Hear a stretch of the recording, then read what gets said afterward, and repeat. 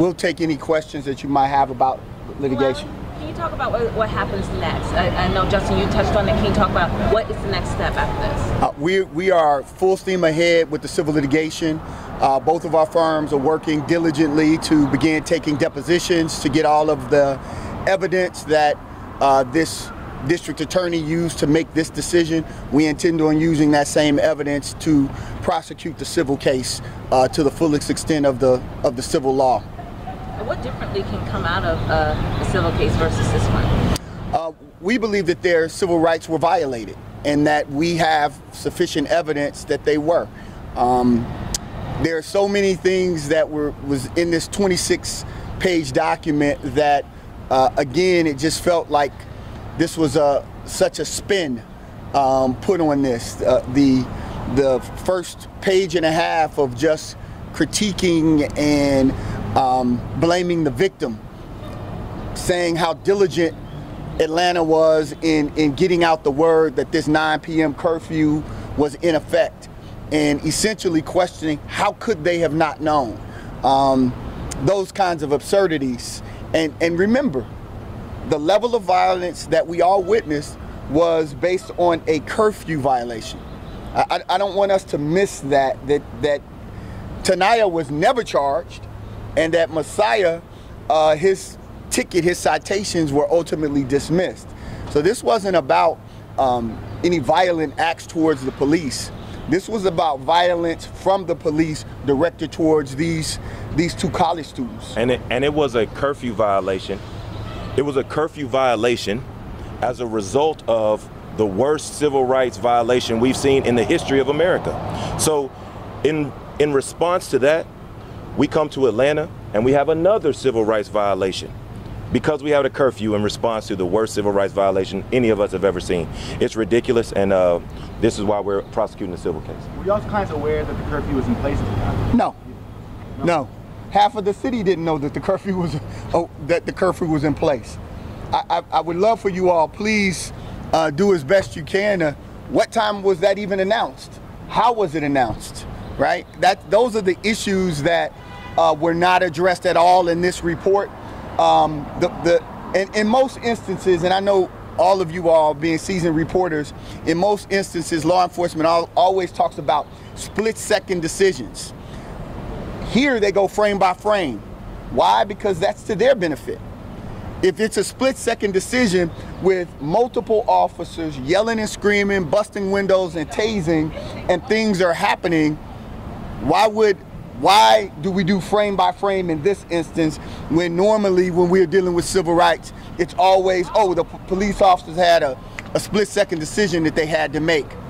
And that wasn't what was happening in the car with these 2 young people who are not trained for this kind of violence. I think we should really take a harder look at that. Obviously, 2 weeks later, Rayshard Brooks was shot and killed by Atlanta police in the parking lot of that South Atlanta Wendy's. In y'all's opinion, I mean, how does this bode for that case, which is still pending? Well, that case is a case that we're also working on, and it is still open and ongoing, so we don't want to talk too much about it. But it is also in response to the same thing, the same climate, the same year, the same time in American history. So we are seeing that these things are repeating themselves. So one by one, we have to handle these situations. The George Floyd situation was handled the way that it was. This one is playing out the way that it is, and we'll work on the Rayshard Brooks one when we get to that one as well. What does justice look like for Taniyah and Messiah right now or in the future? We believe these civil cases should be resolved. We think it's time for the city of Atlanta, a city that our calling card is civil rights, is human rights. Our calling card is treating people humanely and justly. We think that the city is time for them to step up and say, we need to try to resolve this matter. If not, we're prepared to go to trial. And it just feels as though these young people don't need to continue to relive this experience. The city doesn't need to continue to relive this experience. But if that is the decision of the city of Atlanta, then so be it. Any message for the officers? This is not over. This is not over.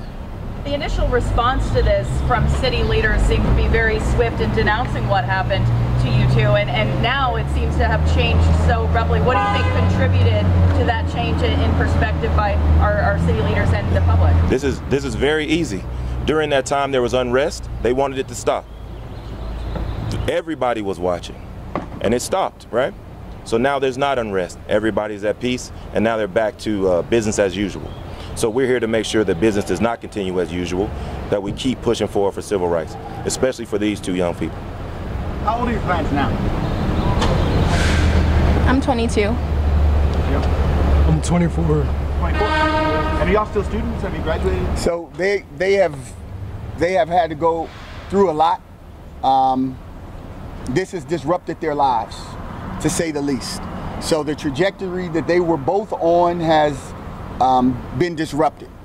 This has been hard to manage and deal with for both of them and for their families, because there has not been any resolution. There's not been a reckoning, and that's what's problematic about this and this decision. It just really, again, attempts to protect law enforcement in a way that frustrates people. And so I think when Justin and their team achieved a great verdict in George Floyd, we were all asked, is this send a different message? Have things changed? And everybody was asking all of us that same question. Every civil rights attorney in the country, I think, was asked that question. I think we can say confidently now that it did not. It did not. Mr. Davis, what would you say to the current mayor and the police chief if they're considering turning these cops back to their posts? What would you say to the mayor and the chief even considering that? I think the ruling sends a message to all police in APD in Georgia and across the country that what happened to them was okay.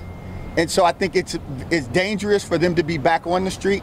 And I think that this decision, as much as the system thinks that it's protecting its own, it's only further jeopardizing the lives of law enforcement and citizens by coming down with something like this.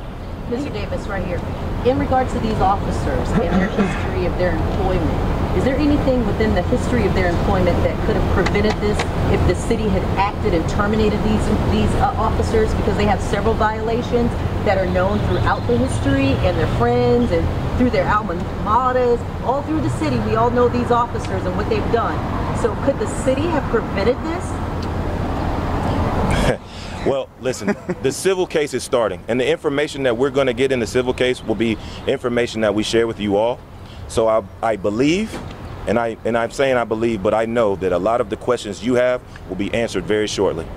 As far as the civil case, how successful do you think you're going to be when the city doesn't have general liability insurance? Well, when you say successful, you're talking about monetarily successful. Yeah. At this point, and I feel this way about every case, monetarily successful is not going to change these children, these kids, these young adults back to who they were. It's not going to put them back on the trajectory that Mally was talking about earlier.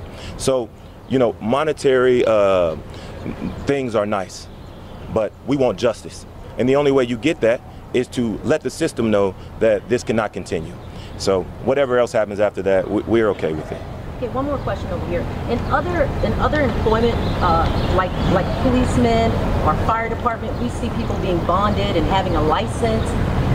Do you think that your office, as a lawyer, may push for police to have insurance, that they have to be bonded and then they lose that opportunity to police our streets?